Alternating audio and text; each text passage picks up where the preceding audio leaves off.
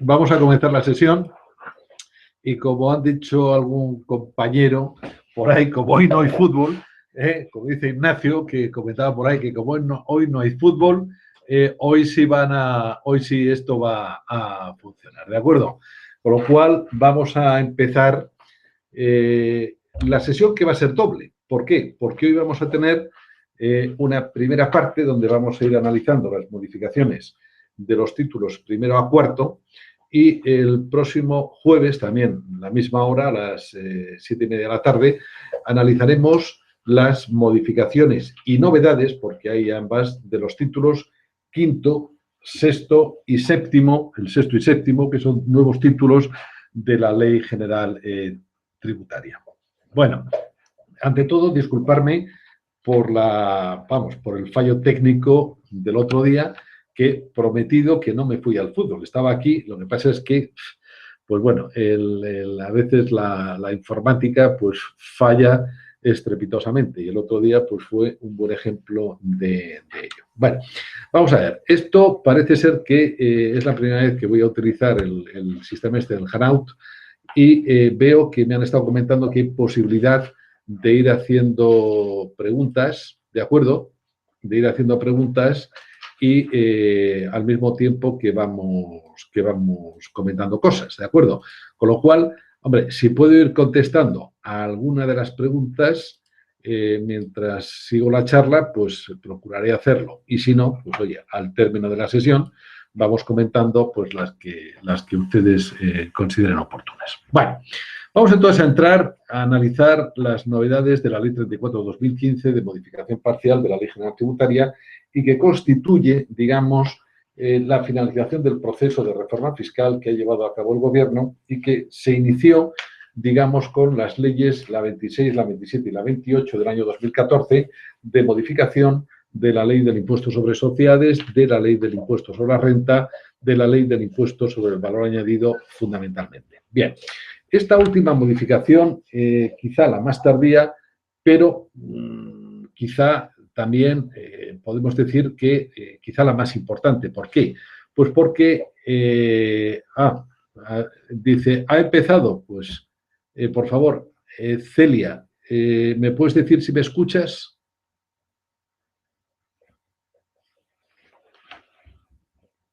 Todavía no hay conexión. Alfonso Villapadierna. Alfonso, si me estás escuchando, por favor, coméntamelo.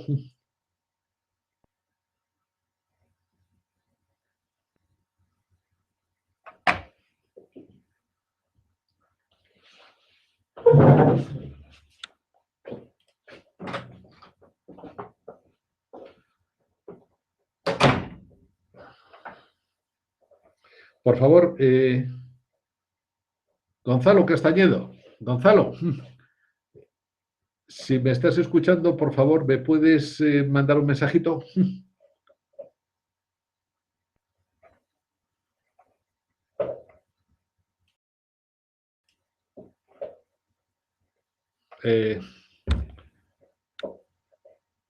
Gonzalo, Ricardo.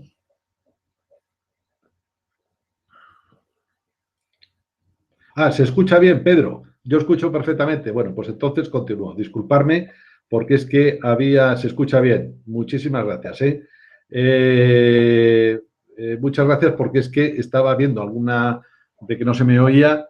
Victoria, muchas gracias. Jácara, Pedro, muchas gracias a todos. Venga, pues entonces, como os decía, vamos a comenzar con lo que quizás es la parte más importante de toda la reforma fiscal. Y vamos a empezar con las disposiciones generales del ordenamiento jurídico, y concretamente dentro del título primero. Pues bien, la primera modificación se produce en el artículo 12.3 de la Ley General Tributaria, en relación con las disposiciones interpretativas. Bien, aquí la modificación que se ha producido consiste en que, como todos ustedes saben, las consultas de la Dirección General de Tributos tienen carácter vinculante para la administración gestora.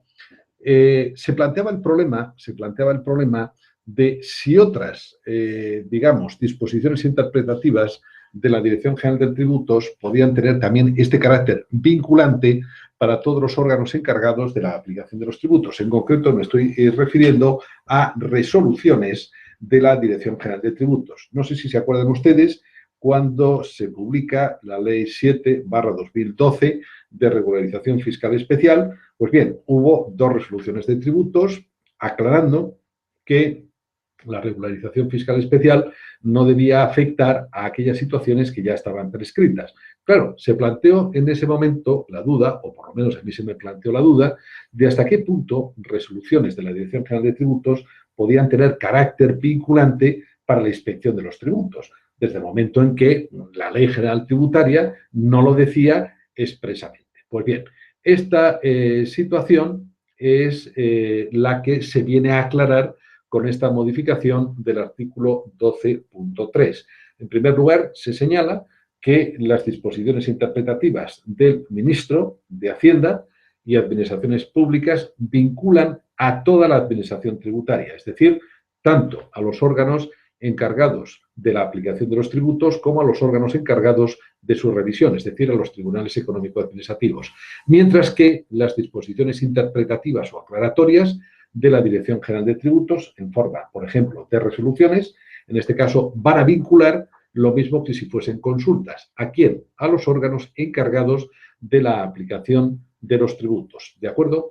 En este sentido, en el propio artículo 12 se establece su publicación en el Boletín Oficial del Estado y al mismo tiempo se establece la posibilidad de abrir un periodo de información pública en aquellos casos en que estas disposiciones interpretativas pudieran afectar a determinados sectores económicos. Bueno, otra modificación dentro del título primero hace referencia al artículo 15 relativo al conflicto en la aplicación de la norma y al mismo tiempo se crea un nuevo supuesto de infracción tributaria en el artículo 206 bis. Vamos a ver. Como saben ustedes, el conflicto en la aplicación de la norma, que tiene su origen en el fraude de ley, en principio no supone, a pesar de este enorme el fraude, del nombre que tiene el fraude de ley, el conflicto, no supone una violación en sí de una norma.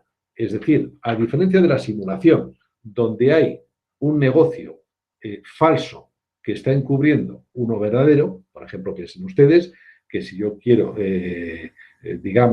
donar a mi hijo una casa para que me salga más barata, puedo hacerlo simuladamente como una transmisión patrimonial, una compraventa. En este caso hay un negocio falso, que es la compraventa, que está encubriendo el negocio verdadero. A diferencia, como digo, de la simulación, en el conflicto, en la aplicación de la norma, lo que hay es un negocio verdadero que está encubriendo otro negocio verdadero. Ahora bien, el negocio que se está celebrando, digamos que es artificioso para el fin que se está consiguiendo en definitiva. Pues bien, ¿qué es lo que se estableció? Pues mire usted, que como son de dos negocios verdaderos, pues mire usted, no se puede sancionar.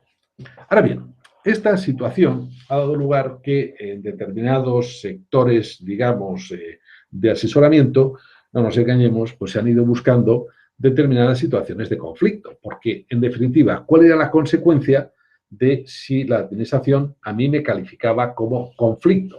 Pues únicamente que efectivamente me aplicaba la norma que en principio debería haberse aplicado y me iba a cobrar intereses de demora, pero en definitiva lo que no iba a haber en ningún caso era sanción. ¿De acuerdo? Pues bien, la modificación que se produce a partir del 12 de octubre es que se elimina esa palabrita que había al final del artículo 15.3 y era que no se podía sancionar, con lo cual, desde el 12 de octubre, en caso de conflicto en la aplicación de la norma, va a ser posible la sanción. A estos efectos, como les decía, se crea el artículo 206 bis, que establece un nuevo supuesto infractor en el supuesto de conflicto en la aplicación de la norma.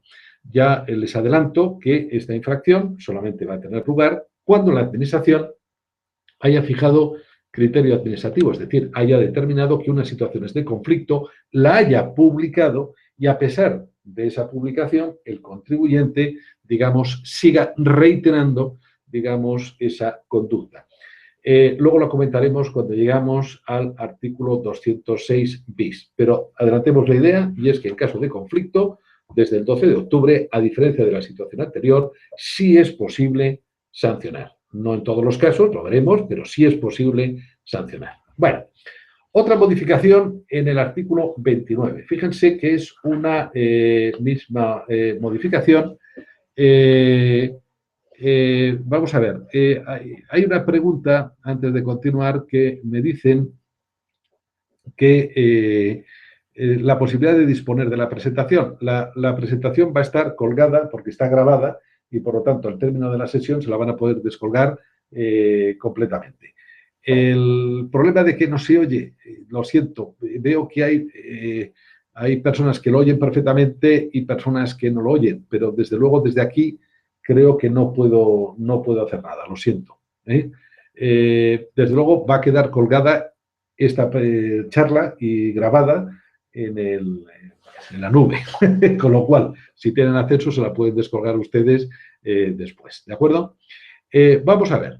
En cuanto al artículo 29.3, fíjense que es una modificación que entra en vigor el 1 de enero de 2017. Lo mismo que una pequeña o gran sanción que luego veremos en el artículo 200 y que también entra en vigor el 1 de enero de 2017. Fíjense que lo que se ha añadido es simplemente que podrá regularse reglamentariamente cuando la llevanza, fíjense, la llevanza de los libros debe hacerse de forma telemática. Vamos a ver, ¿a qué se refiere o en qué idea está pensando el legislador cuando introduce esta modificación en el artículo 29.3? No sé si habrán ustedes oído hablar de una nueva obligación formal que se va a implantar a partir del 1 de enero de 2017 para grandes empresas que presenten declaración, grandes empresas que presenten declaración mensual y así como aquellas empresas que estén en el registro de devolución mensual y que también presenten declaración mensual. Pues bien, esta nueva obligación formal va a consistir, se denomina el Sistema Inmediato de Información, que van a tener que llevar sus libros registros de IVA a través de la página web de la agencia tributaria. Es decir, van a tener que grabar todas las facturas emitidas y recibidas en un plazo de 4 días en la página web de la agencia, de tal forma que la página web de la agencia les va a indicar esos libros y les va a indicar además las discrepancias con otros datos que tenga la agencia tributaria. Repito, por tanto, que a partir del 1 de enero de 2017, grandes empresas y, en definitiva, empresas que tengan el registro de devolución mensual van a tener que llevar sus libros, registros de IVA obligatoriamente a través de la página web de la agencia, a través de un nuevo sistema que se va a denominar Sistema Inmediato de Información, con obligación de grabar sus facturas en el plazo de 4 días. Ojo, junto a esta nueva obligación formal se les va a dar algo a cambio. Se va a ampliar el plazo de presentación de autoliquidaciones en 10 días, no va a haber obligación de presentar el modelo 340 y además no va a haber obligación de presentar el modelo 347, ¿de acuerdo? Pero fíjense que ya el legislador, en previsión de esta nueva obligación formal, lo que hace es modificar la Ley General Tributaria, ¿de acuerdo? Bueno, más cuestiones. Nos vamos al título segundo. Bien, dentro del título segundo, la primera referencia que vamos a hacer es al artículo 46.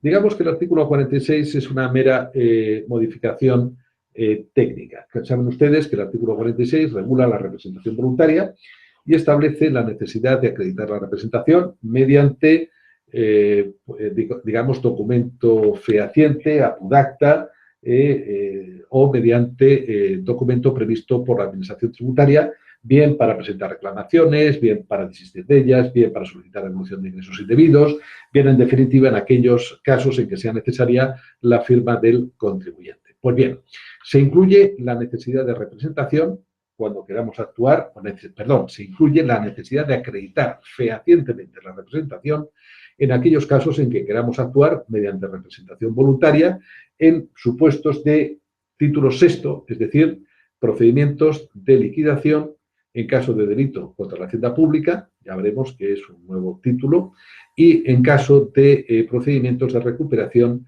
de ayudas de Estado, ¿de acuerdo? Bien, como ven, es simplemente una modificación en sentido técnico. Bueno, vámonos entonces a otra modificación, en este caso el artículo 65.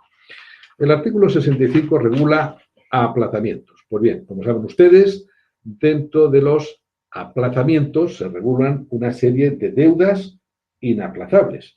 Dentro de las deudas inaplazables, pues las deudas que deben pagarse mediante efectos timbrados, deudas de retenciones, salvo que peligre la capacidad productiva o el nivel de empleo de una empresa, deudas tributarias que tengan la naturaleza de créditos contra la masa, y se incorpora como deuda inaplazable aquellas que deriven de la ejecución de decisiones de recuperación de ayudas de Estado. Es decir, cuando veamos luego el título séptimo, hablaremos que dentro de este procedimiento pueden surgir deudas que hay que pagar como consecuencia de esa recuperación de ayudas de Estado. Pues bien, estas deudas establece el artículo 65.2 que se consideran inaplazables. Pues bien, lo mismo que las demás deudas inaplazables, la consecuencia que va a haber en caso de solicitud va a ser la inadmisión. Ya saben ustedes que la inadmisión es que se va a tener por no presentada a todos los efectos, salvo, ojo, que la misma ley lo especifica, retenciones cuando consiga acreditarse ese perjuicio para la capacidad productiva o para el nivel de empleo. ¿De acuerdo? Bueno, perdone, que me he ido, que le he dado a algo que no era. Bueno, vamos a hablar de algo que la verdad es que ha levantado mucha polvareda, y es eso de la imprescriptibilidad del derecho a comprobar e investigar. Pues bien, se modifican estos efectos, se crea un nuevo precepto, que es el 66 bis, se modifica el 73 y se modifica el artículo 115. Y en definitiva, ¿qué es lo que se viene a establecer? Pues se viene a establecer algo que, en mi opinión, y con todos mis respetos, ya existía, que es la imprescriptibilidad del derecho a comprobar. Vamos a ver, ¿por qué se regula esta materia? Pues porque el Tribunal Supremo, y qué les voy a contar a ustedes, la verdad es que en un principio habló de la no posibilidad de comprobar cuando había pasado el periodo de prescripción, después volvió a establecer la posibilidad de sí que se podía comprobar, y en este caso, ¿qué es lo que hace el legislador? Pues ponerlo negro sobre blanco para evitar dudas.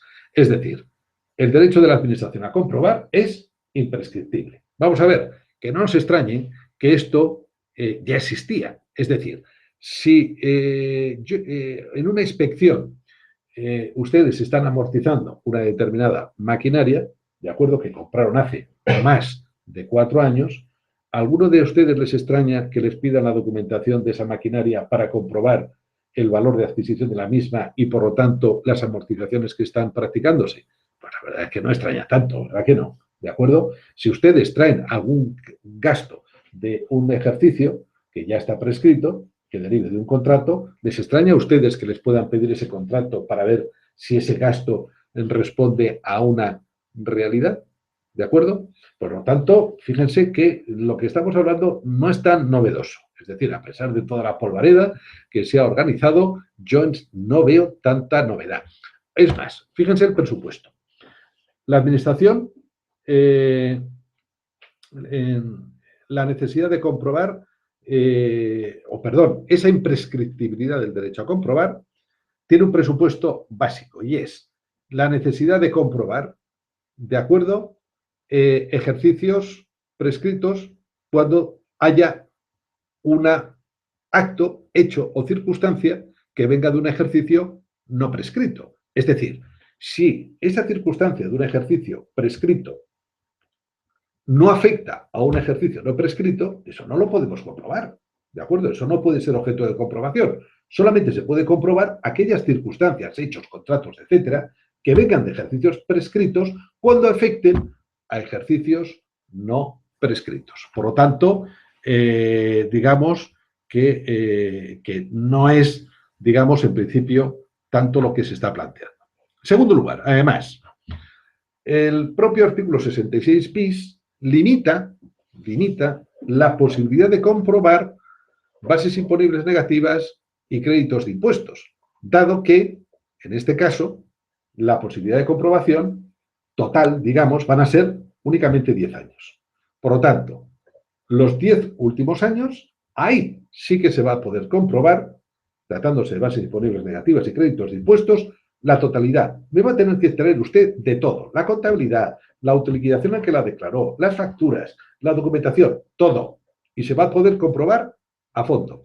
Ahora bien, si se trata de bases imponibles negativas o créditos de impuestos que tengan una antigüedad superior a 10 años, en ese caso, la Administración solamente va a poder pedir dos cuestiones: la autoliquidación y la contabilidad. Nada más. Más de 10 años, autoliquidación y contabilidad.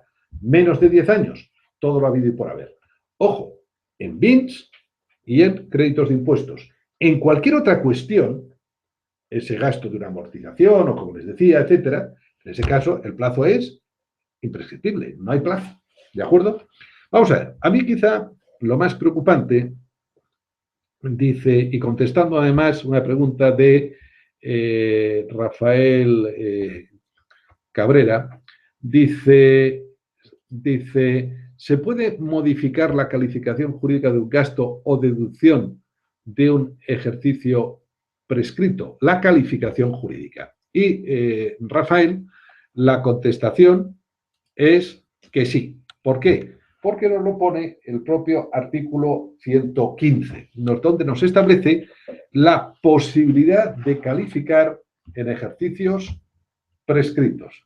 Fíjese que en el desarrollo de las funciones de comprobación e investigación, nos dice el artículo 115.2, dice la Administración podrá calificar los hechos, actividades, explotaciones, etcétera, con independencia de la previa calificación que hubiera dado el obligado tributario.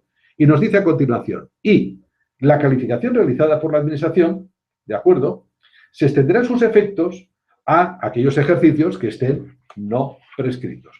Fíjese que quizá, Rafael, es quizá lo más preocupante, de esta modificación. No la comprobación, que yo entiendo que ha existido siempre, pero esta posibilidad de calificar en ejercicios prescritos quizá tenga muchísima más importancia porque puede afectar de un modo mucho mayor que un simple gasto que traigamos o no de otro ejercicio. ¿De acuerdo? Espero haberte contestado, Rafael. Dice, pregunta Alex Manzano, dice, no obstante, esa comprobación sería únicamente sobre el gasto o derecho que genera derechos en ejercicios no prescritos, pero no otros documentos o operaciones. Perfecto, Alex, esa es la idea. Yo solamente, inspección, te puedo comprobar algo que proviene de un ejercicio prescrito cuando afecta a un ejercicio no prescrito. Si no afecta, no se puede comprobar nada. ¿De acuerdo? Bueno, seguimos entonces con la presentación. ¿Ya? Dice, si es así, provoca una gran inseguridad jurídica, comenta Carolina. Pues sí, ¿de acuerdo? Roberto, se corta con mucha frecuencia. Es como si la transmisión fuera muy pesada. Hombre, pesado soy yo, el resto no sé qué es eso. Evidentemente, no sé contestar, te lo siento, Roberto. De verdad que lo siento. A ver, en el año 2015 se realiza la venta dando de baja las existencias. ¿Podría cuestionar la inspección el valor de las existencias realizadas con más de 12 años de antigüedad? Pues en principio, pues sí, la verdad es que sí. En principio, tal como te está diciendo, desde el momento en que afecte a un ejercicio no prescrito, pues sí. La contestación es sí. La Administración puede comprobar y calificar ejercicios prescritos cuando afecten a ejercicios no prescritos. ¿De acuerdo? Bueno, vamos a seguir, que si no me estoy enrollando demasiado. Bueno, vamos a ver. En fase hubo una modificación en el artículo 115 que tuvo lugar en el Senado. La verdad es que modificación, que yo la verdad es que tampoco le veo gran historia, y es que te dice que en un procedimiento de alcance general se entenderá en todo caso incluido la comprobación de esas bases imponibles negativas. Lógico, es una comprobación de carácter general. Y que si es una comprobación de carácter parcial, en ese caso habrá que indicarlo expresamente. Pues bien, me parece absolutamente lógico el que así se establezca. tiene el internet mal o cualquier cosa, pero se escucha bien. Vale. ¿No te parece que diga alguien se escucha mal? Bueno, vamos entonces a continuar. Ojo, lo dispuesto en este artículo, ojo que esto es importante, ¿eh?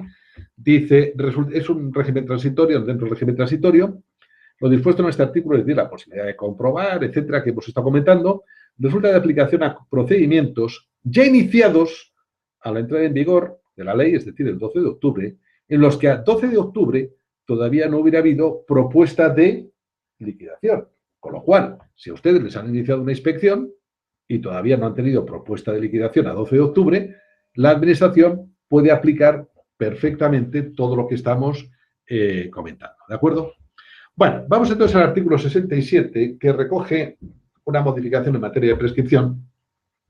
Y es lógica, pero que no estaba. Y era, ¿desde cuándo se computa el plazo de prescripción en los tributos de cobro periódico mediante recibo? Por ejemplo, el IBI. Pues bien, esto que no estaba establecido, pues ahora se establece que coincide con el devengo del tributo. Pues bien, en el IBI, pues desde el devengo del tributo tendremos 4 años para que se produzca su prescripción. Bien, vamos a hablar ahora de las obligaciones tributarias conexas, que constituye una de las grandes novedades en la reforma de la Ley General Tributaria. Y vamos a ver los artículos, el 68.9, el 73.1, el 224.5, el 225.3, el 233.7 y el 239. Pero antes de empezar a hablar de todos estos artículos, vamos a ver qué es una obligación tributaria conexa. En este caso nos lo dice el propio artículo 68.9 y nos dice que son aquellas en las que alguno de sus elementos resulte afectado o se determine en función de los correspondientes a otra obligación. Fíjense que yo les he puesto como ejemplo el impuesto sobre sociedades, imputaciones temporales incorrectas. ¿De acuerdo? Es decir, oiga, ya saben ustedes que no se pueden diferir ingresos ni se pueden anticipar gastos. Vamos a suponer que hemos diferido un ingreso. Y es ese ejercicio por el que nos ha citado la inspección. Vamos a suponer que es el 2015. Y por esa citación, claro, llega el momento de la inspección y dice, oiga, que este ingreso no es de este ejercicio, es de un ejercicio anterior. Claro, si por el ejercicio anterior no nos han citado, antes de esta nueva regulación de las obligaciones conexas, podía ocurrir que cuando nos fuesen a citar, hubiera prescrito. Pues bien, ¿qué es lo que nos viene a decir ahora en materia de prescripción? Que la interrupción del derecho a liquidar de una obligación determina la interrupción del derecho a liquidar, fíjense, y a solicitar devoluciones de obligaciones tributarias conexas. Ojo, esto de las obligaciones tributarias conexas no tiene por qué ser siempre perjudicial para el obligado tributario. O le puede ser beneficioso, depende. Imagínense ustedes que nos hemos deducido un determinado IVA en un ejercicio, ¿de acuerdo? Y ahora resulta que nos llega la inspección y dice, oiga, no, que no es de este ejercicio, sino de un ejercicio anterior, ¿de acuerdo? Pues mire usted, en ese caso, si se trata de obligaciones tributarias conexas, la interrupción de la prescripción de un ejercicio interrumpiría otros. El otro día me contaban una situación que fíjense ustedes la que era. Se trata de dos hermanos que tienen un local arrendado y cada uno de ellos declara pues la mitad del IVA. Es decir, cobran IVA y cada uno de ellos presenta declaración declarando la mitad del IVA. Pues bien, llega la administración y ¿qué les dice? Que, lógicamente, en IVA, de conformidad con el artículo 84, el sujeto pasivo es la comunidad de bienes. Por lo tanto, que la comunidad de bienes no ha practicado liquidación. Con lo cual, pues bueno, esto tarda un tiempo, al final se gira liquidación a la comunidad de bienes. Claro, lógicamente, ¿qué es lo que hacen estos dos hermanos? Dicen, oiga, mire usted, nos parece muy bien esta liquidación, pero lo que hemos ingresado nosotros, por favor, que se proceda a la devolución. Contestación de la administración, que mire usted, no podemos devolverle porque ha prescrito su derecho a la devolución. Pues bien, yo veo que en este caso es un caso, claro ejemplo de obligaciones conexas. Con lo cual, pues mire usted, evidentemente, la citación a comprobación a la comunidad de bienes, en este caso, ha interrumpido las obligaciones conexas, que eran la de los hermanos, y con lo cual los hermanos de acuerdo con esta normativa actual, hubiesen tenido derecho a la devolución. ¿De acuerdo? Bien, en relación con las obligaciones conexas, ¿qué nos dice o qué se nos dice en materia de sede revisora?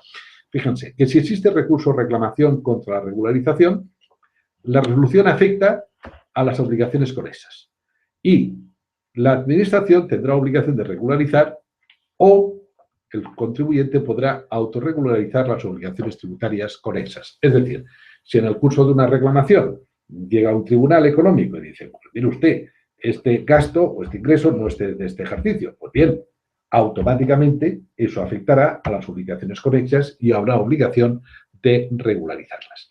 En este sentido, dice la ejecución de la resolución, implica la regularización de las dos obligaciones.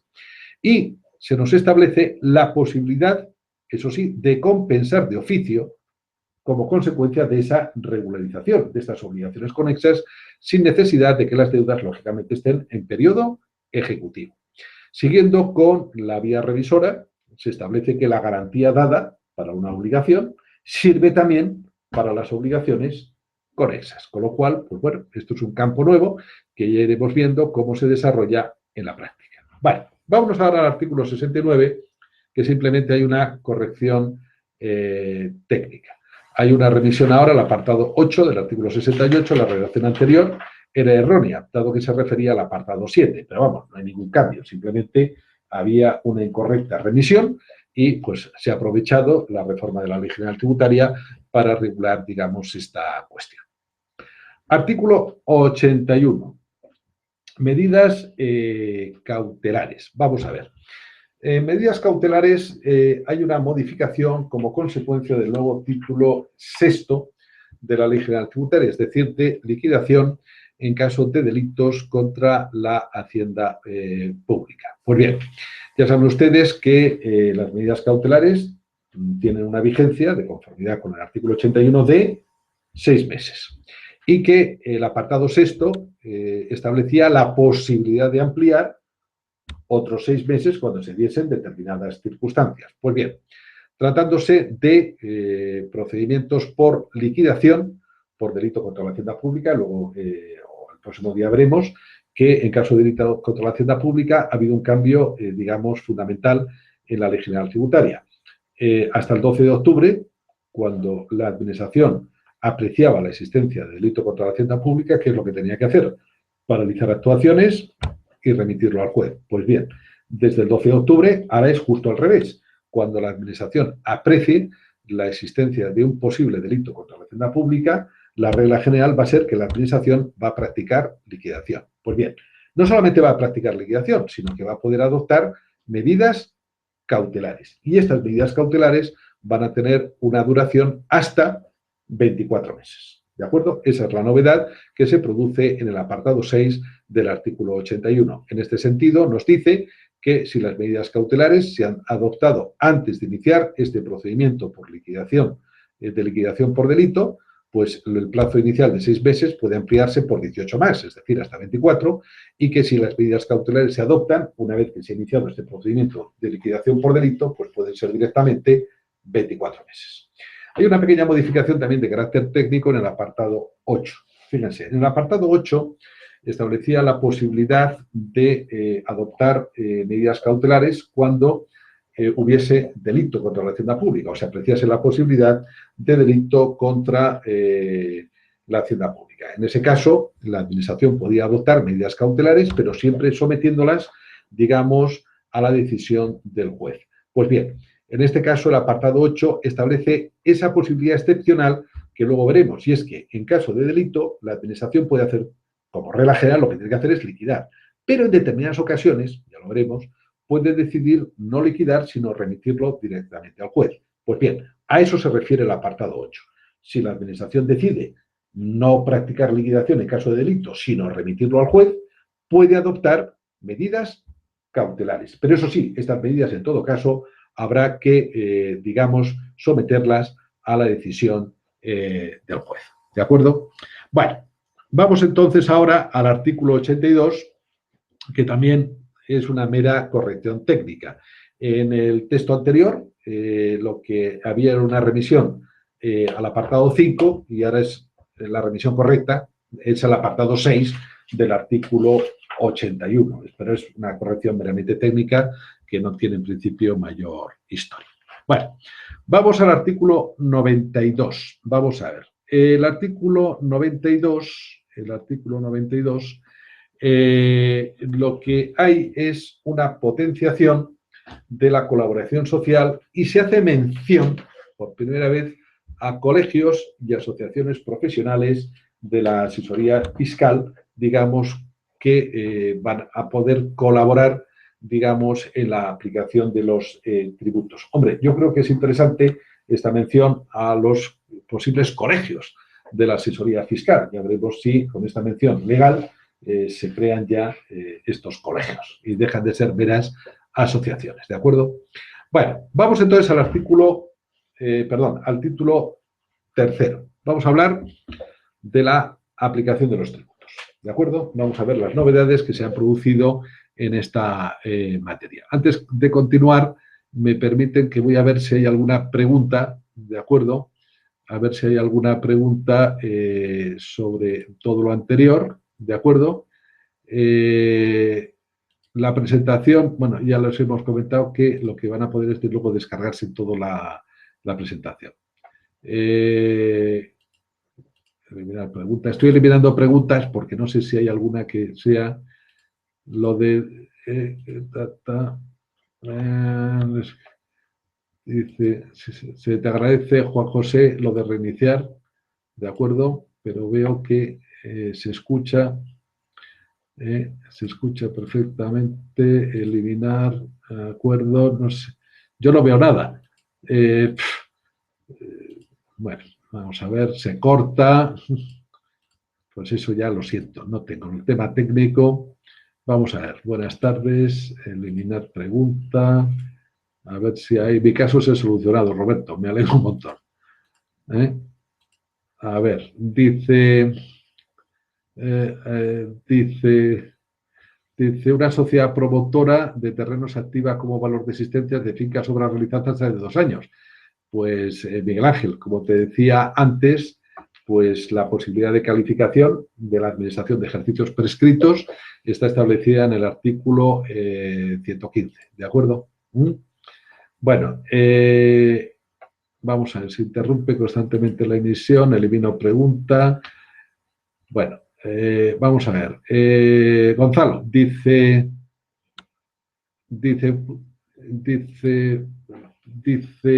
4 días después, desde que se emita, se reciba y se devengue la factura. Bueno, una cosa es el devengo, evidentemente, Gonzalo, que se regirá por las reglas del artículo 75 de la ley de IVA, y otra cuestión distinta es la obligación de anotar las facturas, de la emisión de esas facturas y, por lo tanto, de su grabación. ¿De acuerdo? Una cuestión es el devengo y otra cuestión la obligación de grabarlas, pero eso sí, a partir de 1 de enero de 2017. Bueno, veo que no hay ninguna pregunta más. Roberto, veo que son todos problemas, se escucha. Dice, en relación con la representación voluntaria, ¿se emitiría una autorización con firma digital manuscrita? Vamos a ver, en principio, el artículo 46 lo que nos dice es por cualquier medio admitido en derecho. Evidentemente, si la firma digital es un medio admitido en derecho, pues evidentemente no habría ningún inconveniente, ¿de acuerdo? Bueno, vamos entonces a seguir porque veo que todo es que se escucha fatal y lo siento. Venga, vamos entonces a continuar con la presentación tal como la estábamos viendo. Vamos a hablar del título tercero. Vamos a ver. El título tercero, la primera modificación es en el artículo 95.4, donde saben ustedes que se establece que el carácter reservado de los datos que conozca la administración tributaria y que solamente puede, digamos, hacerlos públicos cuando se produzcan determinadas circunstancias. Pues bien, dentro de esas circunstancias en que la administración puede revelar estos datos que conozca, se incluye el artículo 95 bis, que ya saben ustedes que es una de las grandes, digamos, novedades que nos han vendido el Gobierno de la reforma de la Ley General Tributaria. Y, en segundo lugar, se establece que también la Administración podrá, revelar esta información cuando la publicidad sea obligatoria como consecuencia del derecho de la Unión Europea. Vale, vamos entonces al artículo 95 bis. Vamos a ver. El artículo 95 bis es esto que ha estado tan en todos los periódicos de la publicación de listados de deudores. Vamos a ver. Se permite la publicación de listados de deudores en fase de apremio y por importe superior a 1 millón de euros. Por lo tanto, la condición no es que las deudas provengan de infracción, no. O sea, da igual de dónde proceda la deuda. Lo importante es que supere, esté en fase de apremio y que además sea de cuantía superior a 1 millón de euros. Ojo, dice, no se incluyen las deudas tributarias aplazadas o suspendidas. A estos efectos, les comento que el criterio que parece ser que está viendo la agencia en relación con este tema es que no se incluyen las deudas tributarias cuyo aplazamiento esté concedido o cuya suspensión esté concedida. La verdad es que a mí esto me plantea alguna duda. Porque dada la redacción de la ley, habla no se incluyen deudas tributarias aplazadas o suspendidas. Hay que tener en cuenta que en materia de aplazamiento, cuando solicitamos un aplazamiento en periodo voluntario, el mismo Reglamento General de Recaudación, artículo 46, creo recordar, del Reglamento General de Recaudación, nos establece que si está solicitada el aplazamiento en periodo voluntario, no se inicia la vía ejecutiva en tanto en cuanto no se deniegue. Y si se deniega, si se ha pedido periodo voluntario, hay que volver a dar periodo voluntario. En materia de suspensión, evidentemente, el artículo 238 de la Ley General Tributaria y todo el desarrollo del Reglamento de Revisión en Vía Administrativa, y tal como reconoce la jurisprudencia reiteradamente, la mera solicitud de suspensión realizada en periodo voluntario produce una suspensión cautelar, en tanto en cuanto se decide sobre esa suspensión. Con lo cual, digamos que esto es un tema que ya veremos a ver cómo termina. Si realmente es el criterio de la agencia de que las deudas tienen que estar el aplazamiento concedido o la suspensión concedido, o bien podría entenderse que basta la mera petición. ¿De acuerdo? Simplemente les planteo un problema que puede haber en este momento. La publicidad que se va a hacer hay que identificar plenamente a los contribuyentes y fíjense, las circunstancias para que te publiquen serán las que se pongan de manifiesto a 31 de diciembre de cada año. Dice, cualquiera que sea la cantidad pendiente de ingreso a la fecha del acuerdo. Con lo cual, fíjense qué faena. Alguien debe más de 1 millón de euros a 31 de diciembre. Y llega el día 2 de enero y lo paga. ¿Va a aparecer en el listado? Sí. ¿Por qué? Porque a 31 de diciembre debía o tenía en ejecutiva esa cantidad. Fíjense, con independencia de la cantidad pendiente de ingreso a la fecha del acuerdo, que va a ser posterior a 31 de diciembre. ¿De acuerdo? Bien. Segunda cuestión, y es que se notificará la propuesta de inclusión. Bueno, por cierto, en lo de 31 de diciembre, para este año 2015, lo veremos dentro del régimen transitorio, será situación a 31 de julio. ¿De acuerdo? Y el listado se va a publicar antes de 31 de diciembre. A estos efectos, lo que nos dice el artículo 95 bis es que se notificará una propuesta de inclusión, dando un plazo de alegaciones de 10 días. En este momento ya se están notificando las propuestas de inclusión. Seguramente alguno de ustedes ya ha recibido de algún cliente, a lo mejor, pues alguna notificación de esa propuesta de inclusión. En este plazo de alegaciones solamente se van a poder alegar a errores aritméticos, materiales o de hecho. Es decir, lo que no vamos a poder discutir es el por qué debo yo o no esa cantidad, sino simplemente si es esa cantidad concreta o hay algún error en relación con la misma. Bueno, la notificación del acuerdo se entenderá producida con la publicación. ¿De acuerdo? Con lo cual no va a haber esa notificación del acuerdo y que reglamentariamente nos dice que se determinan las fechas de publicación que se realizarán durante el primer semestre del año. Insisto que durante el año 2015 va a ser durante el último semestre de este año por el régimen transitorio establecido en la Ley 34. Por lo demás, dicen que se realizará la publicación por medios electrónicos que no se permite la indexación, es decir, no vamos a poder buscar a través de Google, y que dejarán de ser accesibles transcurridos 3 meses. La competencia para la publicación la tiene, para el acuerdo de publicación, es el director general de la agencia, y el acuerdo no es recurrible ni en vía administrativa, ni en reposición, ni en reclamación económico-administrativa, sino que solo será recurrible en vía contencioso-administrativa, ¿de acuerdo? Bueno, el primer listado, como les señalaba, la idea es que se publique antes del 31 de diciembre, de acuerdo con las circunstancias existentes a 31 de julio del año 2015. Bueno. Otra modificación es el artículo 101.4, que lo que viene a establecer es que esas liquidaciones, en caso de delito contra la hacienda pública del título sexto, que constituye una novedad, se van a calificar como liquidaciones provisionales, ¿de acuerdo? Es decir, me impedirán la comprobación de otras circunstancias. Bien, el artículo 104. Aquí la verdad es que hay dos cuestiones que me parecen importantes. Vamos a ver. En primer lugar, el artículo 104 establece que a efectos de entender cumplido el plazo máximo de duración del procedimiento, basta con un intento de notificación. Claro, el problema se plantea cuando el contribuyente está en NEO, está en el sistema de notificación electrónica obligatoria. En ese caso, para entender cumplido el plazo, ¿a qué atendemos? A que nos, digamos, publiquen en la NEO o que transcurra el plazo de 10 días para darnos por notificados. Pues bien, la solución que se ha adoptado en el artículo 104 es que basta la publicación en la NEO, no que abra el contribuyente o que pase el plazo de los 10 días, no, basta la publicación en la NEO para que se entienda cumplido el plazo, se entienda a efectos de entender cumplido el plazo máximo de duración del procedimiento, ¿de acuerdo? Y la segunda cuestión, muy interesante, ya lo veremos después cuando hablemos del procedimiento, duración del procedimiento inspector, es que las dilaciones y las interrupciones justificadas no son de aplicación dentro del procedimiento inspector. Luego lo veremos que dentro del procedimiento inspector solamente se van a aplicar, digamos, causas de suspensión.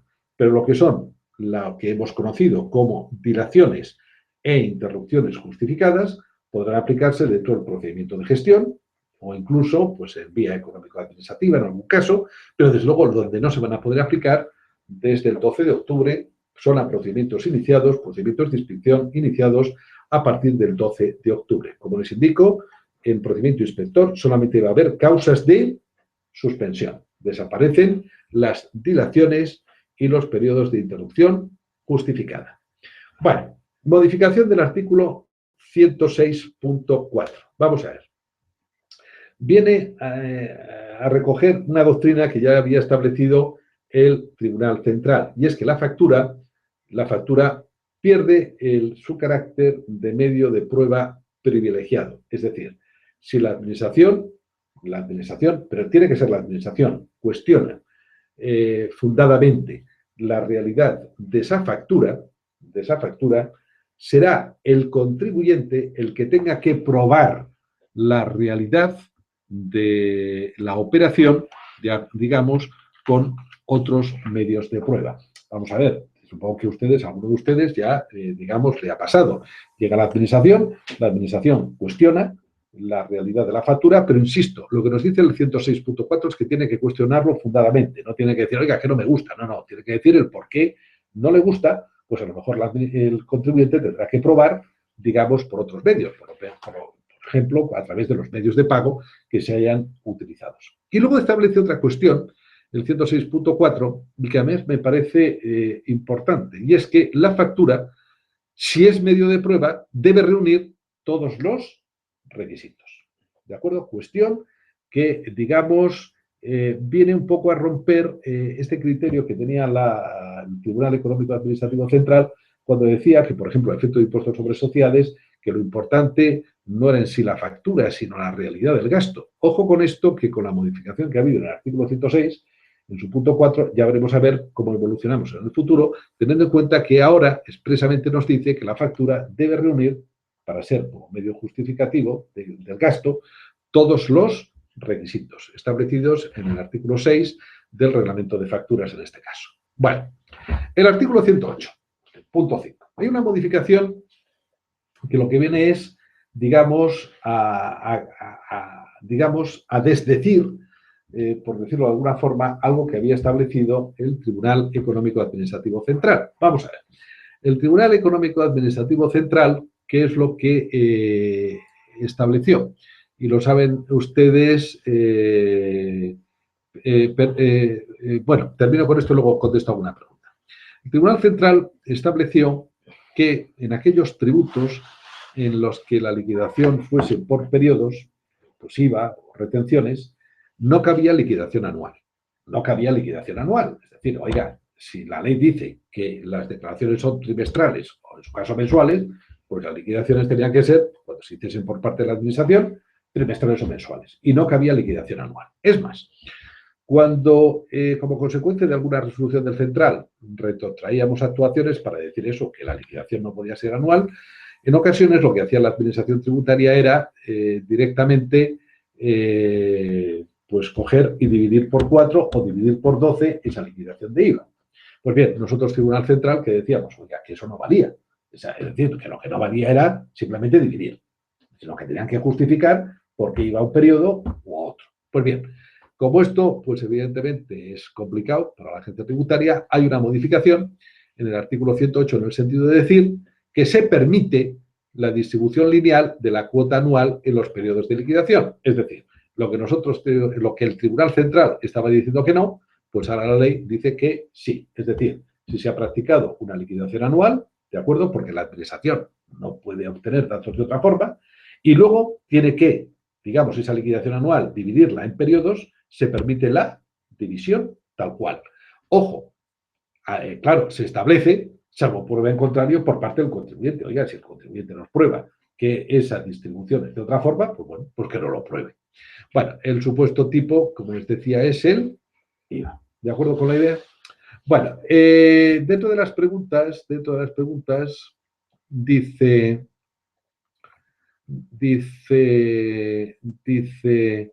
Carmen Navarro, nos dice, ¡ay!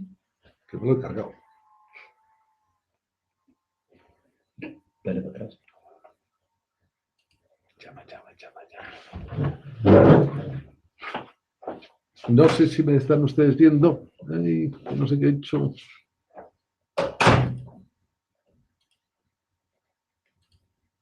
Perdón, sí. Dice, ¿me están ustedes oyendo? Bueno, me decía Carmen, dice, perdón, o Luis Miguel, en principio, vamos a Luis Miguel, dice, con el criterio de los requisitos de factura, la propia administración valora a su favor el criterio del levantamiento del velo y del verdadero espíritu del negocio subyacente. Y al final aplica el poder desorbitante de la administración a su antojo. Luis Miguel, no sé si esto es una pregunta o simplemente que estabas haciendo una afirmación. Pero bueno, te lo dejo tal como opinas, ¿de acuerdo?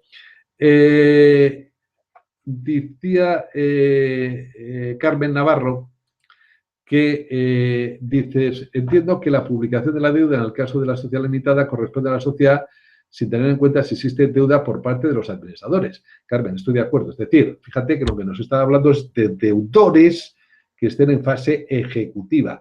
En tanto en cuanto no haya habido derivación de responsabilidad, no había habido derivación de responsabilidad a los administradores, en este caso, pues evidentemente no van a aparecer. Ojo, evidentemente si ha habido esa derivación a los administradores, los administradores no han pagado y han entrado vía ejecutiva, pues se van a encontrar que se va a publicar en el listado de deudores, no solamente a la sociedad, sino también en su caso a los administradores, ¿de acuerdo? Bueno, no sé si hay alguna pregunta más que veamos por aquí. Sí que te oímos, ya me dirás cómo justificas un taxi. Me temo que la única forma de justificar un taxi pues va a ser, en este caso, mediante factura. Evidentemente, pues habrá que remitir los justificantes, ojo, que puede ser mediante factura simplificada, ¿eh? Acuérdense que el reglamento de facturas permite convertir las facturas simplificadas, digamos, en facturas cualificadas, añadiendo los datos del comprador. Yo he conocido algún taxi que ya emite estas facturas simplificadas. Bueno, veo que si no hay ninguna pregunta más, lo dejamos para después. Vamos a seguir entonces con la presentación. Bueno, el artículo 119.4. La verdad es que el artículo 119.4 establece una modificación que me parece curiosa, y es la siguiente.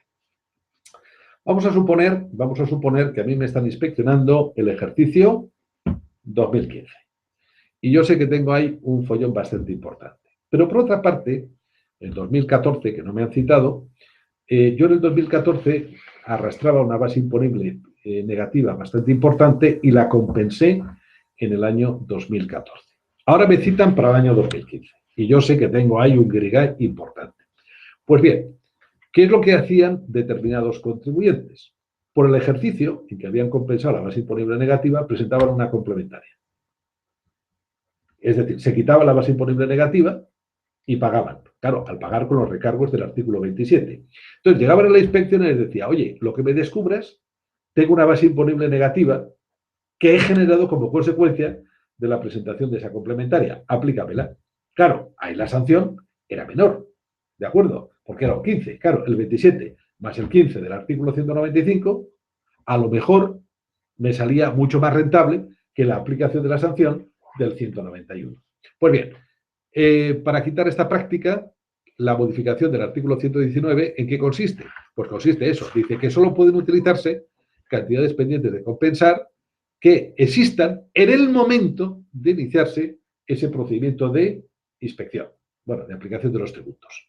Y en este sentido te dice, oiga, y no vale rectificar autoliquidaciones previas a fin de generar cantidades a compensar o deducir.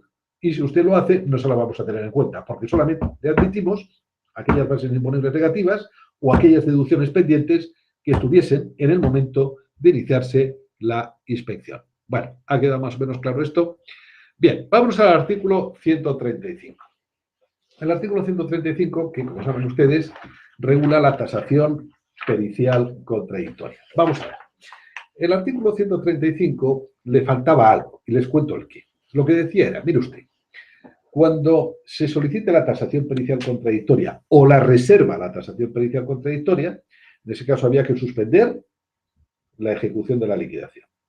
Con lo cual, oiga, no se podía iniciar procedimiento sancionador, porque estaba suspendida la ejecución de la liquidación. Pero no decía nada más el 135.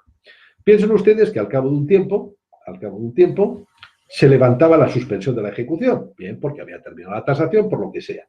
Pues bien, si se quería ya iniciar el procedimiento sancionador, ya no se podía. ¿Por qué? Porque habían pasado más de 3 meses. Y ya saben ustedes que el procedimiento sancionador hay que iniciarlo como máximo dentro de los 3 meses siguientes a la notificación de la liquidación. Con lo cual, una forma de librarse de la sanción en aquellos tributos en que se permitía la tasación pericial contradictoria era solicitarla.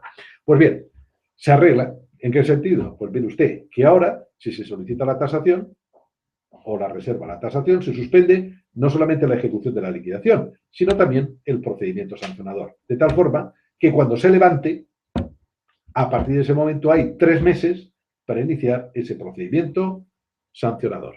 ¿De acuerdo?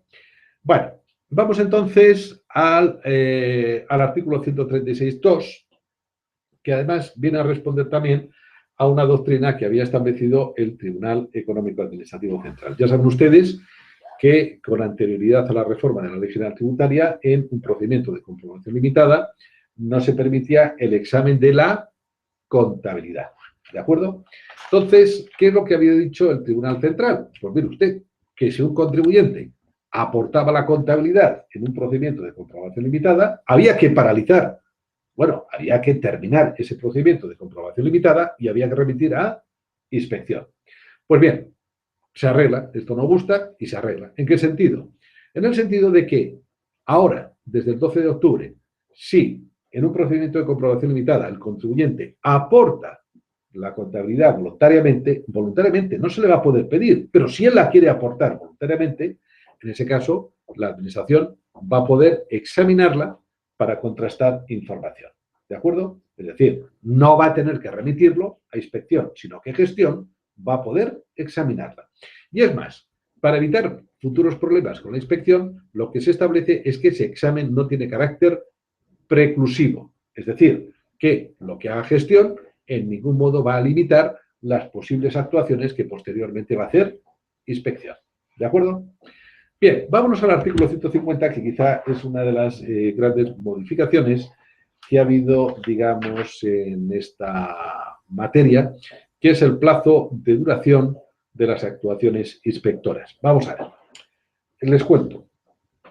En relación con la duración de las actuaciones inspectoras, saben ustedes que ha habido pues, una conflictividad enorme. Una conflictividad enorme. Los tribunales de justicia, los tribunales económicos administrativos, pues digamos que han estado, digamos, anulando determinadas actuaciones de la inspección. ¿Por qué? Pues por considerar que superaban los plazos que ya saben ustedes que eran de 12 meses y que podían ser ampliables otros 12 meses. Pues bien, a los 12 meses, o en su caso, el caso de ampliación a los otros 12 meses, el caso de 24 meses, había que añadir las dilaciones y los periodos de interrupción justificada. Pues bien, ya saben ustedes que con las dilaciones han dado muchísimo juego a los asesores. ¿Por qué? Pues porque muchas veces esas dilaciones o no estaban bien justificadas, o bien no interrumpían la actuación de la administración, o no se avisaban a los contribuyentes, los periodos de interrupción justificada del mismo modo no estaban normalmente bien acreditados, con lo cual, pues muchas veces lo que llegaban eran los tribunales de justicia o bien los tribunales económicos administrativos y tumbaban esos procedimientos inspectores por no tener en cuenta esas dilaciones o esas interrupciones justificadas. Del mismo modo, fíjense, también dio muchos problemas la ampliación de la duración de las actuaciones inspectoras. Ya saben que eran 12 meses que se podían ampliar. Pues bien, ya el propio Tribunal Económico Administrativo Central estableció que para esa ampliación no bastaba con que se diesen las circunstancias, sino que había que motivar el por qué era necesaria esa ampliación. Claro, si la inspección no, digamos, motivaba adecuadamente esa ampliación, pues llegaban luego los tribunales y tumbaban esa ampliación. Y luego había un tercer aspecto bastante problemático, y era la paralización de las actuaciones inspectoras sin causas justificadas durante más de 6 meses. Ya saben ustedes que si la administración paralizaba durante más de 6 meses las actuaciones inspectoras, se consideraba que no se había producido la interrupción de la prescripción por el inicio de la actuación inspectora. Pues bien, esas 3 cuestiones, digamos que estaban creando muchos problemas. Pues venga, vamos a solucionar el problema. Primero, duración. Pues ahora hay un plazo de duración que son 18 meses. O 27 cuando se den determinadas circunstancias. Pero no hay ampliación de las actuaciones. Es decir, o son 18 o 27. No hay ampliación, con lo cual toda esa problemática que había anteriormente de la necesidad de motivar el por qué ampliábamos ha desaparecido. Ahora son 18 con carácter general o 27 si se dan determinadas circunstancias. Segundo, en cuanto a la duración, todo el problema de las dilaciones y las interrupciones justificadas, como les he señalado anteriormente, se quitan. Es decir, dentro del procedimiento inspector ya no hay ni dilaciones ni interrupciones justificadas. ¿De acuerdo? Con lo cual, toda esa problemática que había desaparece. Y la tercera, esa de la paralización durante los 6 meses, pues también se ha quitado. Con lo cual, fíjense qué curioso. La administración tributaria te puede citar y no hacer nada hasta el mes 15. Y en el mes 15, completar actuaciones entre el 15 y el 18. Perfecto. Oiga, es que durante los primeros 15 meses no ha hecho nada. Pues vale, pues no pasa nada. ¿Por qué? Porque esa paralización por más de 6 meses ha desaparecido del artículo 150. Pues bien, sobre estas tres ideas vamos a continuar. ¿De acuerdo? Vamos a ver. Lo primero, el plazo de duración, como les decía. Plazo general, 18 meses. Evidentemente ha subido de 12 a 18. Eso sí, ahora ya no hay dilaciones ni periodos de interrupción justificada. Ojo, ojo, ojo. Luego veremos que lo que hay son periodos de suspensión. Y luego te dice la norma. Ojo, y van a ser 27 cuando, o bien, por volumen de operaciones en que sea necesaria la auditoría. Pues bien, si es necesidad de auditoría por volumen de operaciones, no hay que ampliar. No. Son 27. O 2, que se trate de grupo de entidades que estén en consolidación en sociedades o en IVA. Pues bien, en ese caso también son 27. O, en caso de entidades vinculadas, si se producen las circunstancias anteriores en cualquiera de ellas, fíjense que se extiende a 27 a todas las demás. ¿De acuerdo? Y, insisto, no hay una ampliación. No, son o 18 o 27. ¿De acuerdo? Para evitar todos los problemas que se estaban produciendo anteriormente. El apartado 2 nos dice cuál es el cómputo del plazo. Pues bueno, el cómputo del plazo será desde que se comunique el inicio de actuaciones, ¿de acuerdo? Hasta que se notifique o se intente notificar, acuérdense el 104, la propuesta de la liquidación. Perdón. ¿Qué ocurre si hemos iniciado con 18 meses y después apreciamos que se den las circunstancias para que sean 27 meses la inspección? Pues nada, que en ese caso se extiende la inspección a 27. ¿De acuerdo? No tiene más. Luego se establece que el plazo es único para todo el procedimiento, es decir, afecta a todas las obligaciones, sin perjuicio, dice, de la desagregación, que ahora veremos que es una novedad que se puede producir dentro del procedimiento inspector. Bien, apartado 3. Suspensión del plazo de duración. Insisto, ya no hay dilaciones, ya no hay periodos de interrupción justificada. Ahora lo que hay son suspensión del plazo de duración. ¿Cuándo se considera que hay suspensión? Ahora veremos qué ocurre cuando hay esa suspensión. Pues bien, cuando la administración considere que, aun habiendo una presunción de delito, considere que no debe liquidar, sino que lo remite al juez, o vale. Cuando hay una orden judicial de suspensión. Bien, conflicto con juntas arbitrales. Ya saben ustedes, con País Vasco y Navarra, cuando se dude sobre la competencia de una u otra administración tributaria, entran en juego las juntas arbitrales. Bien, en caso de conflicto en la aplicación de la norma, cuando enviemos a la comisión que debe determinar si hay conflicto. O, finalmente, cuando hay un intento infructuoso de notificación de la propuesta de resolución o liquidación o del acuerdo de completar actuaciones. Pues bien, en estos casos lo que hay es suspensión.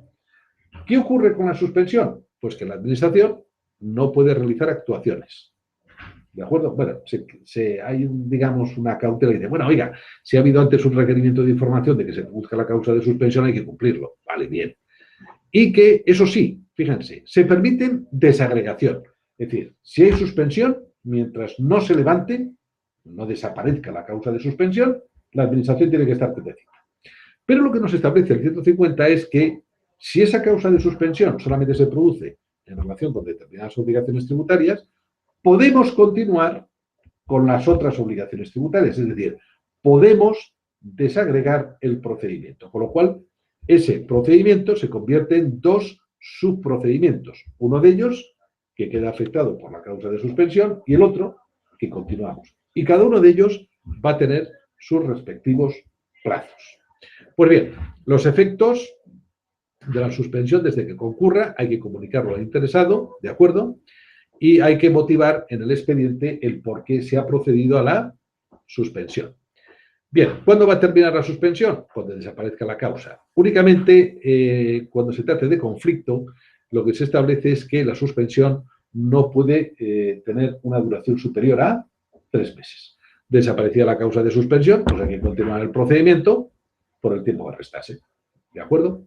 Bien, el apartado 4. Fíjense que el apartado 4 establece no suspensión por determinadas causas que hemos visto en el apartado anterior, sino porque lo solicite el obligado tributario. A mí hay una cosa que no me gusta de este tema, en la suspensión instada por el obligado tributario, produce los mismos efectos, es decir, la administración no puede actuar durante estos plazos de suspensión. Y no me gusta porque, bueno, la suspensión, nos dice la norma, no puede durar más de 60 días, ¿de acuerdo? Que evidentemente la suspensión implica la extensión del plazo, lógico, lo mismo que hemos visto antes, pero lo que no me gusta es que la concesión es discrecional por parte de la administración y no recurrible. Vamos a ver, resulta que tenemos una inspección que son 27 meses. ¿Por qué? Porque se trata de un grupo, ¿de acuerdo? Se trata de un grupo. Y resulta que yo dentro de esos 27 asesor, pues hombre, me gusta irme de vacaciones. Y yo le solicito a la administración, oiga, en el mes de agosto, si no le importa, me quiero ir de vacaciones, suspéndame el procedimiento. Ojo, que la suspensión implica que se va a ampliar luego. Pues bien, me pueden contestar que no. Dice, no señor, usted no se va de vacaciones. A continuar el procedimiento. Pues hombre, a mí la verdad es que esto no me parece excesivamente. La verdad es que aquí ha sido poco generosa la ley. Lo lógico es que si lo pide el contribuyente, en definitiva, él se está echando piedras a su propio tejado. Pues él sabrá si quiere pedir o no ese periodo de suspensión. El apartado 5 establece también una extensión del plazo en caso de falta de colaboración del obligado. Vamos a ver. Fíjense que hemos hablado de que no había dilaciones ni periodos de interrupción justificada, pero ya está habiendo otras causas, ¿sí o no? Unas causas tasadas de suspensión, unas causas de suspensión a solicitud del obligado. Y es más, una posible extensión del procedimiento. ¿Cuándo? Solamente en estos casos. El contribuyente, imagínense, ha dicho que no va a aportar la documentación que le ha solicitado la inspección. O bien dice que no la tiene. Manifiesta que no la tiene, o bien no la ha aportado íntegramente después de un tercer requerimiento. Y resulta que después la aporta. Es decir, viene diciendo, no la tengo, o no quiero aportarla, o no la aporto íntegramente, y después la aporta. Consecuencia, el plazo de duración se extiende 3 meses si la aportación se realice habiendo transcurrido al menos 9 meses. Ojo, si es antes, no hay extensión. Pero si han transcurrido ya 9 meses y la aporta, se amplía la inspección 3 meses. O si se aporta después de la formalización del acta, otros 6 meses. O si ha habido una aplicación del régimen de destinación indirecta y la aporta después porque no le gusta el resultado, otros 6 meses. ¿De acuerdo? Bien. El apartado 6, ya al finalizar, nos dice qué consecuencias tiene el incumplimiento de ese plazo de 18 o 27 meses, más los periodos de suspensión, etcétera. Los mismos que había en la normativa anterior. No hay, aquí sí que no hay nada nuevo. Es decir, primero que se tiene, si se incumplen los plazos, se entiende por no interrumpida la prescripción por el inicio de la actuación inspectora. Segundo, si ha habido ingresos meramente a cuentas durante el procedimiento, se convierten en ingresos extemporáneos a los efectos del artículo 27 de la Ley General Tributaria. Y finalmente, pues que dejan de devengarse intereses de demora a partir de ese plazo máximo que hemos incumplido por parte de la inspección. Los mismos efectos que había anteriormente. Bien, y por último, el apartado 7 nos regula 2 cuestiones. Primera, retroacción de actuaciones por resolución judicial o económico-administrativa. ¿Cuándo se aprecian defectos formales? Pues bien, si retrotraemos, y fíjense que aquí hay una pequeña novedad, retrotraemos, ojo, por defectos formales, si no es por defectos formales, sino simplemente hay que ejecutar una resolución, lo veremos en su momento, la administración dispone de 1 mes. Ahora bien, si la administración debe, por resolución judicial o administrativa, retrotraer actuaciones, hay que completarlas en lo que reste de plazo, desde el momento en que se retrotrae, ojo, o en el de 6 meses, fíjense, si este fuera mayor. Antes decía, o el de 6 meses, si este fuera menor. Se ha cambiado el menor por el mayor, ¿de acuerdo? Y se aclara que el plazo se computa desde la recepción del expediente por el órgano competente para ejecutar. Hay otra novedad que, digamos, que contradice lo que había establecido el Tribunal Central. El Tribunal Central, al interpretar el artículo 26 de la Ley General Tributaria, había entendido que cuando hubiese retroacción por defectos formales, en este caso, digamos que era culpa de la Administración y que, por lo tanto, la liquidación que se girase como consecuencia de esa retroacción solamente podía llevar intereses de demora hasta la fecha de la antigua. Pues bien, como eso no gustaba, lo han cambiado. Ahora hay que exigir intereses de demora hasta la fecha en que se dicte esa nueva liquidación. Evidentemente, el criterio del central no gustaba y, por lo tanto, pues aprovechando la reforma de la Ley General Tributaria, pues acaba. ¿De acuerdo? Bueno, antes de entrar, la redacción de los apartados 1 y 6, procedimientos de inspección que se inicien a partir del 12 de octubre de 2015 y la retroacción de actuaciones puede ser de aplicable a procedimientos anteriores, pero siempre que la retroacción se produzca a partir del 12 de octubre. Vamos a ver si hay alguna pregunta en relación con este tema antes de continuar. Yo escucho, he tenido problemas al inicio, lo veo y escucho, muy borrosa esta hoja, lo siento, ya no. Veo que no hay ninguna pregunta concreta sobre el 150.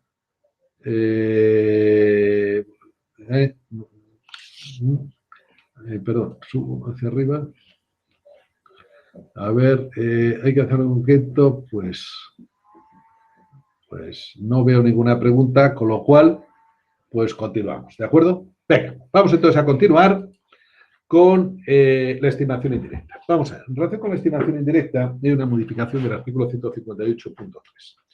En definitiva, ya saben ustedes que cuando la administración, por no disponer de contabilidad, por resistencia excusa negativa, bueno, en definitiva, no puede aplicar la estimación directa, pues en ese caso va a acudir a la estimación indirecta. Pues bien, en cuanto al procedimiento, estaba recogido en el artículo 158 y en concreto, el apartado 3 establecía qué elementos podía utilizar la administración para aplicar la estimación indirecta. Y ya saben ustedes que la verdad es que el 158.3 pues prácticamente no decía nada. Pues bien, ahora lo que hace el apartado 3 es recoger todo lo que puede utilizar. Y la verdad es que lo puede utilizar todo, porque puede utilizar los datos de la estimación objetiva por módulos. Fíjense, puede utilizar datos económicos del propio contribuyente relativo a ejercicios anteriores y posteriores, o incluso del ejercicio actual, obteniendo datos por muestreo y aplicándolos a aquellos ejercicios que estén siendo objeto de inspección. Es decir, oiga, que yo no tengo datos de hace 3 años, bueno, le cojo lo actual, aplico datos de muestreo, obtengo beneficios medios y se los aplico a ejercicios anteriores. Es más, pueden aplicarse datos procedentes de estudios del sector. Pueden obtenerse datos muestrales de empresas análogas, en cuyo caso obtenemos de empresas análogas datos medios de beneficio y los aplicamos a la empresa que está siendo objeto de inspección. En definitiva, con la nueva redacción del apartado 3 se puede hacer de todo. Es más, ¿qué nos dice el apartado 4? Que se ha introducido, nuevo. Dice, mire usted, y en la imposición directa, si aplicamos este régimen de estimación indirecta, ¿qué podemos determinar? Pues podemos determinar los ingresos, los gastos o el rendimiento neto. ¿De acuerdo? Todo lo que queramos. Oiga, podemos estimar los ingresos y los gastos los que usted me justifique. O al revés, podemos crear los ingresos y hacer una estimación indirecta de los gastos. O podemos determinar el rendimiento neto, como les decía. Sobre imposición sobre el consumo, pues puedo determinar el IVA repercutido, el IVA soportado o el resultado. ¿De acuerdo? Y es más, se vuelve a reiterar en el apartado 5 que si hacemos una estimación indirecta de un año y se trata de impuestos sobre el consumo o impuestos que se liquidan en periodos inferiores al año, pues la administración podrá dividir linealmente en función de esos periodos trimestrales o mensuales, salvo, eso sí, prueba en contrario de lo que el contribuyente nos pueda establecer otro reparto distinto. ¿De acuerdo? Bueno, vamos al artículo 159, que es el conflicto en la aplicación de la norma, que aquí hay un mero ajuste técnico. Antes se consideraba que cuando se remitía el conflicto a la comisión era un supuesto de interrupción justificada y ahora lo que se reconoce es como un periodo de suspensión. Pero vamos, es un ajuste técnico. Bien, vamos al título cuarto, potestad sancionadora. Vamos a ver. En primer lugar, se modifica el artículo 179 para decirnos que en aquellos supuestos en que haya infracción por conflicto en la aplicación de la norma, en ningún caso podrá considerarse que hay diligencia debida ni interpretación razonable. Bueno, digo en ningún caso, dice salvo prueba en contra, pero vamos, en definitiva, como haya conflicto en la aplicación de la norma y la conducta sea sancionable, de conformidad con el artículo 206 bis, en ningún caso, o prácticamente en ningún caso, se va a apreciar o poder apreciar diligencia debida de acuerdo ni interpretación razonable. Lo cual es lógico, en cierto modo. ¿Por qué? Porque ahora lo que te está diciendo la ley es, mire usted, si usted hace esto, yo le sanciono. Claro, entonces, ¿qué interpretación razonable? Si le estoy diciendo que es este caso. ¿De acuerdo? Ahora lo analizamos en el 206 bis. El 180. Hay una modificación también lógica, y es que el 180, saben ustedes que lo primero que decía era que siempre que la administración apreciase la existencia de un posible delito, tenía que paralizar sus actuaciones y remitirlo al juez. Claro, ahora resulta que no, que es al revés, que si la administración aprecia la existencia de delito, lo que tiene que hacer es practicar liquidación, con lo cual, pues evidentemente, todo lo que venía en el 180, pues evidentemente desaparece. Además, se establece la regularización voluntaria. La regularización voluntaria que estaba prevista en el artículo 180 también desaparece porque se remite ahora al 252 de la propia Ley General Tributaria, lo cual, pues lógicamente, tiene que desaparecer de la regulación del artículo 180. Bueno, en cuanto a los sujetos infractores, perdón un segundo porque tengo una pregunta, un segundillo.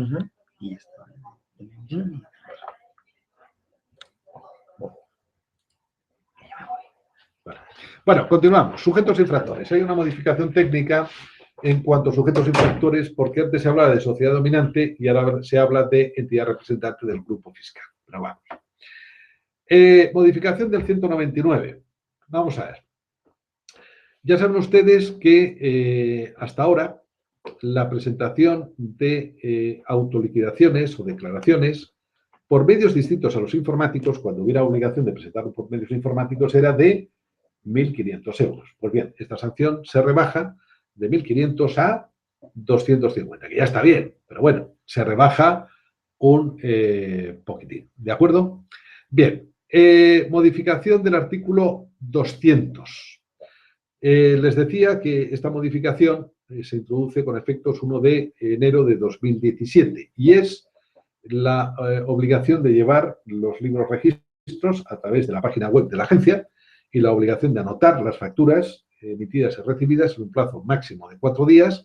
Si no se hace o no se cumple, pues establece una nueva infracción. En este caso, la sanción será del 0,5 de la factura objeto de registro con un mínimo de 300 euros trimestralmente y un máximo de 6.000. Insisto que esta infracción no será de aplicación sino a partir de 1 de enero de 2017. Bueno, la nueva infracción del 206 bis por infracción en caso de conflicto en la aplicación de la norma. Bueno, vamos a ver. Les adelanto que el Consejo de Estado criticó esta nueva infracción por considerar que era una infracción abierta. Es decir, fíjense que en el 206 no se establece una conducta concreta, sino que esta conducta vendrá determinada por los supuestos que la Administración vaya determinando como conflicto y que vaya publicando en el Boletín Oficial del Estado. ¿De acuerdo? Con lo cual, está abierto, es decir, es una infracción abierta, es decir, ya veremos a ver si hay 1 o 1.000 millones de casos que la Administración vaya considerando como conflicto. Pero la idea es muy simple. Mire usted, si la Administración considera algo como conflicto y lo publica, y lo publica antes de la apertura del plazo de declaración, si usted después hace una conducta similar, ojo, fíjense, que tenga igualdad sustancial con ese criterio que ha fijado la Administración como conflicto, a usted se le va a poder sancionar. Bueno, la crítica que hizo el Consejo de Estado fue, en primer lugar, que era pues, una infracción abierta. Segundo, a mí cuando se utilizan estos términos indeterminados de existencia de igualdad sustancial. Oiga, ¿hasta qué punto puede ser la igualdad sustancial? ¿O qué significa sustancial?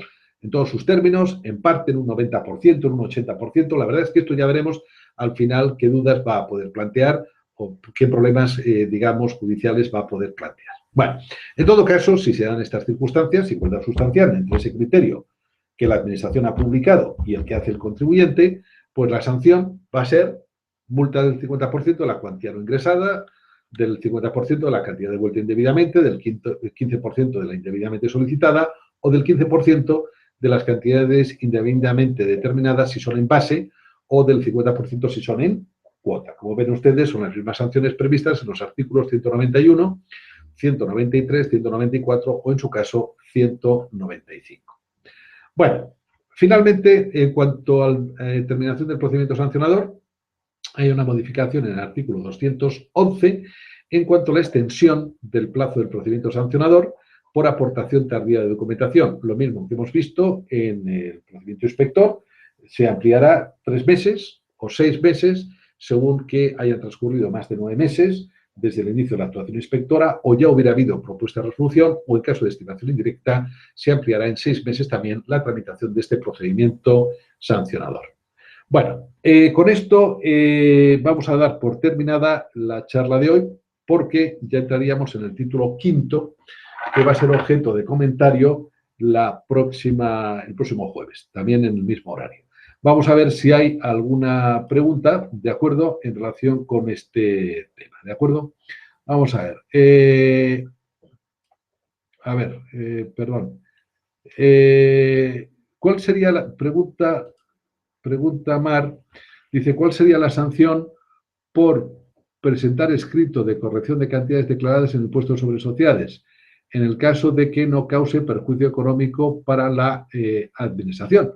Pues hombre, en principio, y de conformidad con el artículo 199, de acuerdo, en este caso, si no es la falta de presentación, perdón, sería por el artículo 198. Y de acuerdo con el 198, pues yo entiendo que si no ha habido requerimiento por parte de la administración, serían 100 euros con la reducción del 25% en caso de conformidad. Bueno, pregunta, listo, ¿no? Lo doy aquí. Vamos a ver. Dice ese criterio, ¿dónde la va a publicar la administración? Alfonso, fíjate que todavía no se sabe. Es decir, falta desarrollo reglamentario. No sé, en este momento lo siento, no te puedo contestar, Alfonso, porque lo que dice que la administración publicará. Pues hombre, no sé si va a ser en el Boletín Oficial del Estado, en la página web de la agencia, no lo sé. Falta desarrollo reglamentario, con lo cual en este momento lo siento, pero no te lo puedo contestar. Vamos a ver. Nos pregunta, ¿dónde estás? Dice, el artículo 156 ¿tiene prevalencia un método de... Pregunta Francisco José si en el artículo 158 tiene prevalencia un método de estimación sobre otro. No. Digamos que el 158.3 lo que establece es todo un catálogo de posibles actuaciones por parte de la administración, con lo cual no hay una prevalencia de uno sobre otro.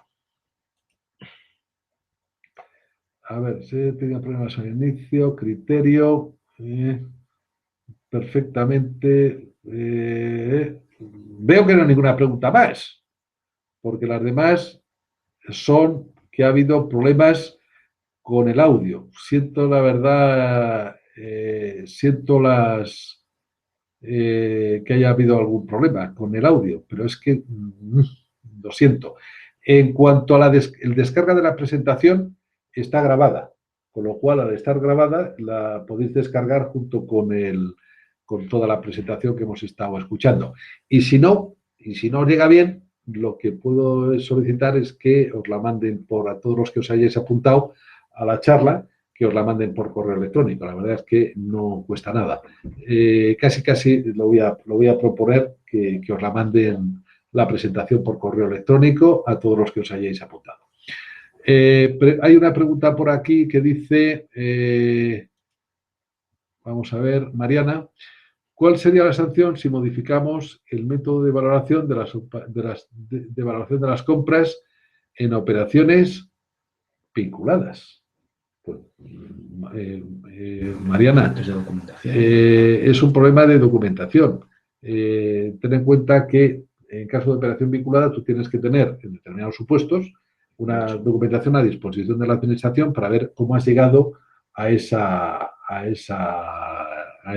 digamos, si tú varías la documentación, de acuerdo, pero sigues justificando ese precio que tú has, digamos, determinado, pues yo no veo la sanción por ningún sitio. Evidentemente, mientras no hay se deje de ingresar o la administración no te modifique el valor declarado, pues yo no le veo ningún problema. Vamos a ver. ¿Podremos ver la sesión? Álvaro, sí, la sesión está grabada, ¿de acuerdo? Con lo cual os la podéis descargar.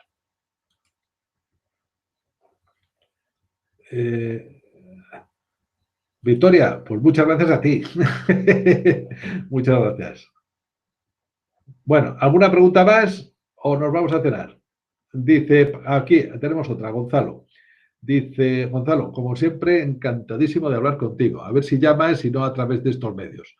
Dice, Paco, con la ampliación a las operaciones conexas, has hablado del mismo impuesto en distintos ejercicios.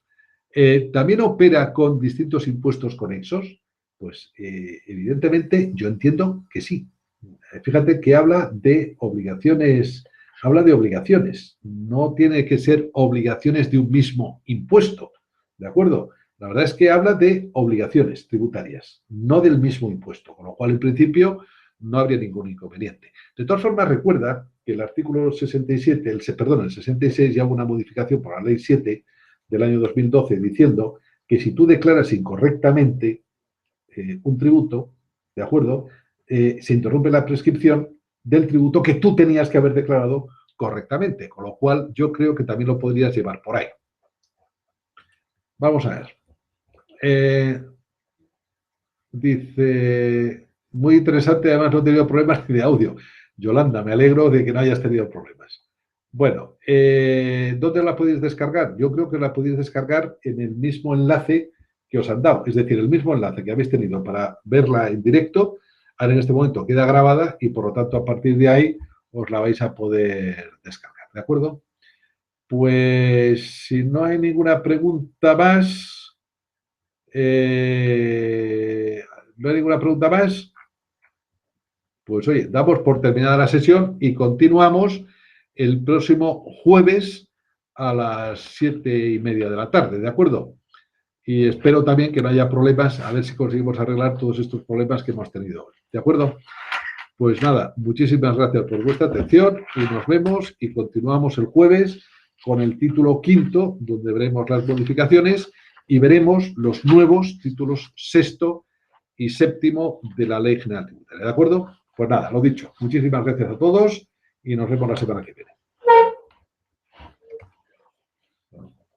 Dice, pregunta, me voy antes de, dice Alfonso, entonces, dice, ahora ya no es posible hacer una rectificación voluntaria de una declaración sin incurrir en sanción.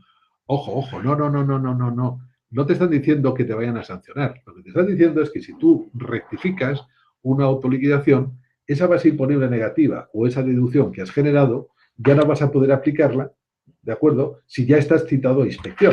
Es decir, tienes que hacerlo antes de que te citen a inspección. ¿De acuerdo? Y si te lo haces antes de que te citen a inspección, oye, tendrás los recargos de extemporaneidad pertinentes. El problema es que te hayan citado de inspección y hagas esas rectificaciones. Claro, en ese caso, luego no te van a dejar aplicar esas bases imponibles negativas o esas deducciones que hayas generado. ¿De acuerdo? Bueno, lo dicho, como no hay ninguna pregunta más, buenas noches a todos y el jueves nos vemos. ¿De acuerdo? Fernando Rosselló, me alegro de tenerte otra vez aquí en las charlas. Pues nada, muchísimas gracias y nos vemos la semana que viene.